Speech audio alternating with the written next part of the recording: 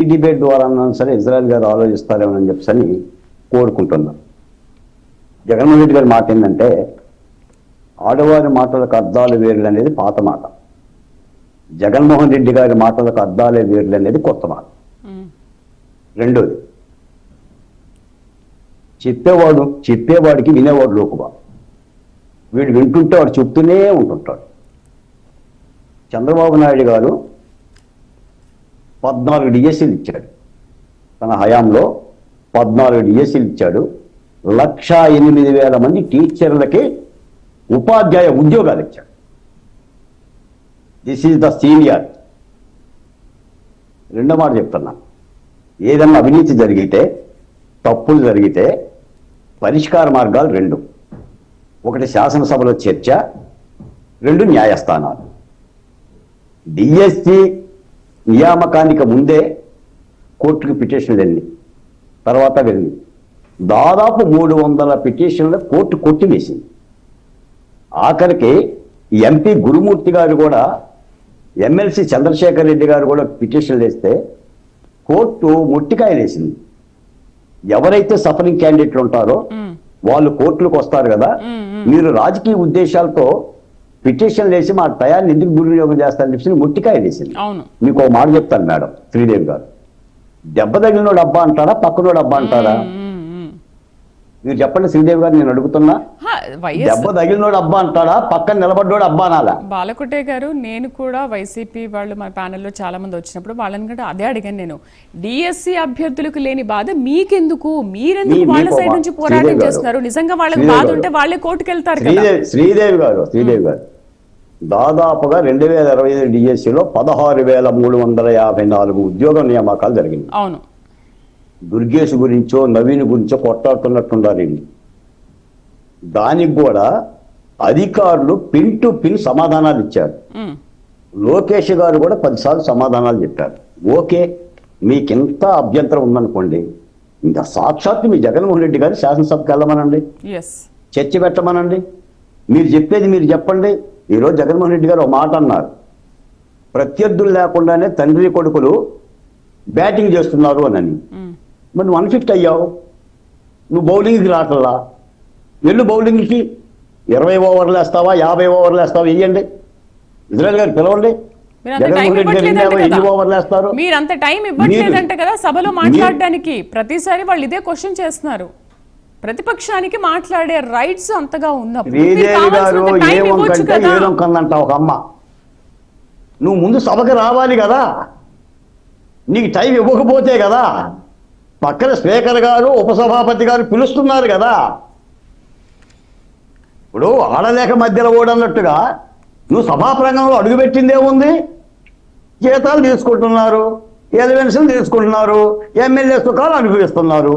శాసన మండలి ముద్దొస్తుంది, శాసనసభ వద్దంటుంది. ఒకసారి అయినా శాసన మండలిని రద్దు దద్దమ్మ సభ అన్నాడు. సిబిఐ అసలు అక్కర్లేదు, వైఎస్ వివేకానంద రెడ్డి గారి కేసులో దాంతో పనే లేదు అన్నాడు. ఇప్పుడు డిఎస్సిలో కావాలంటాడు. డిఎస్సి కావాలి కాబట్టి ఏపీఎస్సి కూడా కావాలంటాడు. మీకు మాట చెప్తాను, ఇవాళ విలేకరు ప్రశ్నించాడు జగన్మోహన్ రెడ్డి గారిని, ఏమన్నా మీరు సిబిఐకి ఏమన్నా కంప్లైంట్ పెట్టారా, మీకున్న ఆధారాలు చెప్పారంటే కాసేపు కింద మీద అటు ఇటు చూసుకొని 3 సార్లు అలగిలిచ్చి వేసాంగబ్బా కేసు అంటున్నాడు. ఏం వేసావు? గురుమూర్తి గారు వేశారు.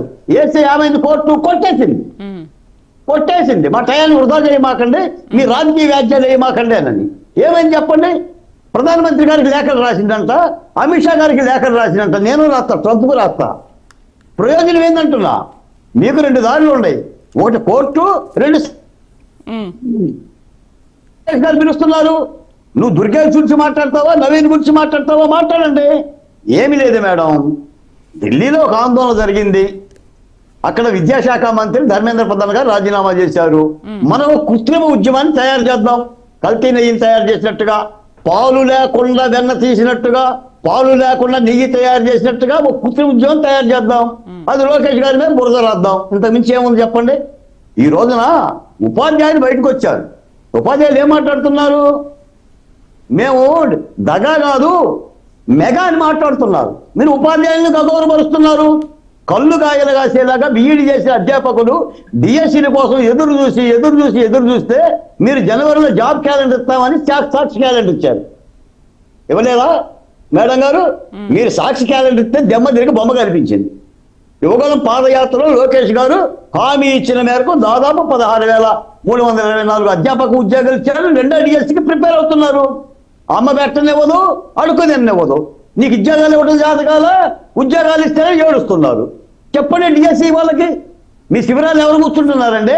60 ఏళ్ళు, 65 ఏళ్ళు, 70 ఏళ్ళు వాళ్ళ ముసలోళ్ళందరూ కూర్చోబెట్టి జెండాలు చేతికిచ్చి లోకేష్ గారు రాజీనామా చేయాలి, లోకేష్ గారు రాజీనామా చేయాలి. ఈ రోజున మీరు ఆలోచించండి.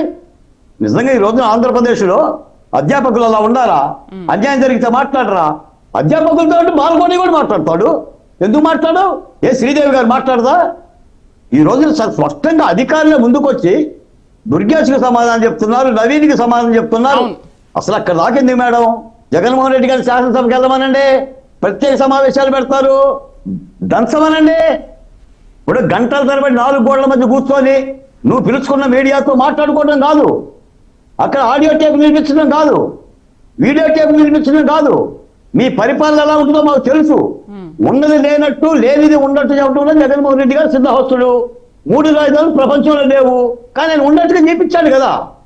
3 రాజధానులు ఉన్నాయి, తొలుతూ ఎక్కడ దిక్కుమాల దక్షిణాఫ్రికాలో ఉన్నాయంట. ఓడిపోతాడు ఎక్కడికి? ఓడి చూస్తాడు. ఒక అబద్ధం ఆడేశాడు, ఆ రాజధాని రైతులను ఇబ్బంది పెట్టాడు. ఏం చేశారని చెప్పండి. నువ్వు 5,000 రూపాయలకి వాలంటరీ ఉద్యోగాలు ఇచ్చి వాటిని కూడా ఉద్యోగాలు చెప్పుకుంటున్న ఈ ప్రభుత్వం ఏం మాట్లాడుతుంది? కాబట్టి నేను చెప్తున్నాను మేడం, న్యాయస్థానాలు మొట్టికాయలు వేసేసినాయి ఆల్రెడీ. ఒక్క పిటిషన్ కూడా స్వీకరించాలా.